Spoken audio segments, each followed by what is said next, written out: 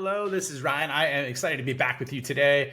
It's been a few weeks, but I wanted to share with you some of the most exciting insights that I have taken away from actually spending about 30 hours using ChatGPT 4.0, Microsoft Copilot, and post release. So, this is effectively after all the news announcements, and this is actually what you could use in real time. This is not something that has not been released yet. So, I think you're going to love this. Look forward to seeing you in there. Today's episode is sponsored by Superhuman Revenue. I am breaking down in-depth, detailed videos every week in my newsletter, as well as sharing the prompts and the posts that I have throughout the week and other use cases, specifically with AI, on my way to AI skill transformation. It is in the show notes. Feel free to check it out. There's tons of resources that you can leverage by doing that, and you will never miss a beat. All right, so today I am with you because one of the things that I am seeing is the biggest headache is how to use AI in your existing applications. And I want to share with you one of the breakthroughs, actually, I should say a few breakthroughs I am seeing happening in this area. And it's really interesting because, like, if we look at it, the core players in there, we have Meta, right? We have on the Facebook side. Elon just got $6 billion in funding for XAI, which is really interesting. And as you can imagine, some of the usual investors like Sequoia and the other big venture capitalists. And then on top of it too, there's been three huge events that have happened. We had OpenAI jump in front of Google for their Google I/O developer conference event. Basically, OpenAI released ChatGPT 4.0, which is absolutely amazing. I love it. And on top of it too, then after that, there was Microsoft Build, where basically if you look at Microsoft and on top of it, Google, one of the things that they're doing is they're touting a lot of their future capabilities. They're talking about a lot of areas of things that are not available yet. So they're talking about agents. They're talking about basically there's a text to video generator that Google's going to have coming out. I signed up for the wait list. Let's see if I get on it, right? And on top of it too, Microsoft is doing the same thing with some of their team co-pilots that are coming out. So basically it's almost acted as a moderator in the meeting and does notes, keeps people on track, acts as a project manager. So it seems really enticing with what they're talking about. However, there are some things that are blowing me away that are available right now. And so I'm going to share with you what I'm seeing and what I found in those areas, because I think they're game changers, not from like a overhyped AI influencer. These are game changers, the big news, breaking. But I just love the usability of it. And I think one of the biggest challenges with the different apps is effectively how to integrate that into existing workflows. So I'm going to hit on a couple of them, right?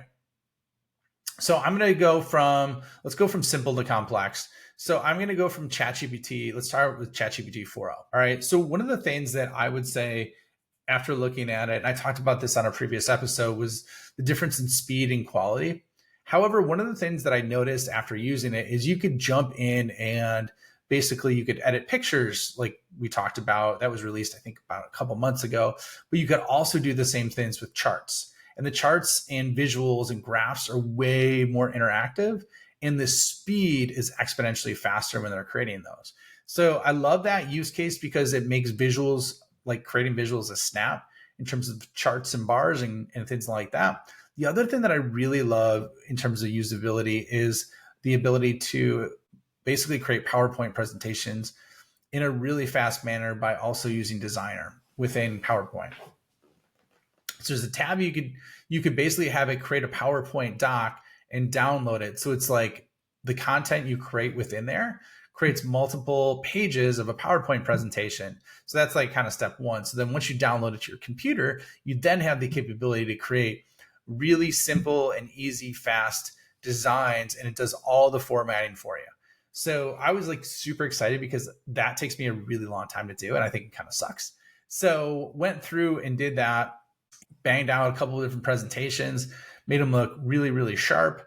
And so that was like on the OpenAI side. Now it also integrates with OneDrive and Google Drive, which I haven't done that integration yet because I've been downloading it from my computer. But those are some things that are really, really amazing. And I haven't even dove into code interpreter. So not code interpreter, but coding, I should say. That's obviously not my expertise. This is more built for folks that are non-technical, that want to learn how to use AI, or technical folks that haven't used it in terms of their work outside of coding. So that's the one piece. The second piece is more around Microsoft Copilot. Now, I think Microsoft's a sleeping giant here, and there's a couple of reasons for it. One is the product always lags behind ChatGPT. And the reason being is that's what's under the hood. And then I think Microsoft has their safety guardrails as well as grounding and a lot more restrictions in place to do that. So what happens is whenever ChatGPT releases a model, that model gets released into Microsoft Copilot about a month and a half later. That's actually what's happening now. I was talking to Microsoft, and they're supposed to release it in the middle of June to have ChatGPT 4.0. But here's the thing that nobody's talking about. Microsoft has 365 million users, okay? Now, the interesting thing about it is they also have 3 types of core copilots. I'm not even talking about GPTs. 3 types of core copilot use cases that they have, or I should say copilot functions within there. So the first is the web function, which is probably what you're familiar with. That's very similar to ChatGPT, where it can operate. It does have some amazing embedded features in terms of summarizing web pages and creating content if you use it in the Edge browser. So if you haven't, check out a YouTube video that I just created that's getting launched. Or I think it just got launched, and it shows a step-by-step breakdown on how to do that.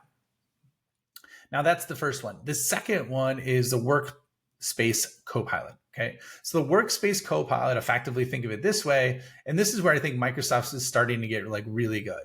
I'm sure the integration with ChatGPT is something similar, but if you look at it, what's happening is basically it has across all your data everywhere from your email to your Teams to PowerPoint to Word to you name it, any kind of doc or information you have in your company profile, and this is for Microsoft Copilot Pro, you're going to have the ability to effectively look that up and use that, summarize it, catch up, understand what action items you need to do, create task lists, looking at your email, all these different areas. And I know as a fact that actually GPT does not have that capability yet. Okay, so that's the second. The third are the in-app use cases.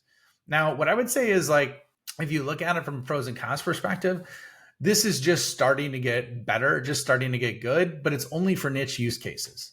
Now, from what I've heard from them specifically, the areas that are most used at scale by Microsoft, and this is for people who are on the Copilot team that I talked to, basically the 2 best use cases at scale are the Excel capability and the capability within Teams, right? So you can catch up on meetings at scale or look at content, have notes at scale, and then at the same time, have that all basically served up to you, consolidated, transformed in whichever way you want.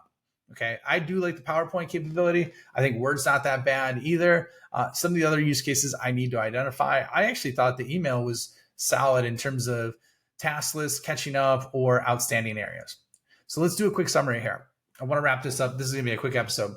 So we got basically the transformation. Now they've gone from just being web apps and mobile apps to effectively being integrated into entire application suites that people have. And this is just within Microsoft, right? And this is within also ChatGPT being able to integrate with OneDrive and at the same time, Google Drive.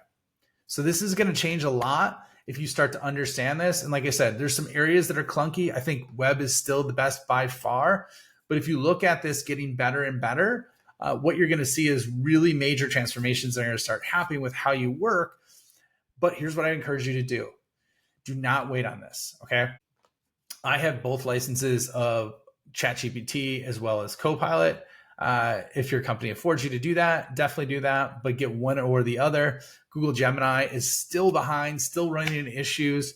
Really disappointed that Google hasn't been able to do better with it. And, those are just my recommendations because, like I said, once you start to understand this and it gets switched on, it's going to be hard for other people to catch up. And you'd rather be on the forefront than on the back front. So I hope this keeps you up to date on everything that's going on. I hope you enjoyed this episode. And I will have some more. I've been interviewing some amazing guests. So if you haven't been listening to my guest episodes, I've been expanding into executives and revenue leaders and thought leaders and a lot of other people that I didn't have on before. And the format's changed a little bit. So one of the things that we're covering too are, like I said, specific use cases, but at the same time, they're talking about real world implementations that they're experiencing as well. And these are things that I haven't talked to before. So if you haven't basically heard any of the interview episodes, feel free to check those out as well. But appreciate you listening, and I look forward to seeing you on the next episode.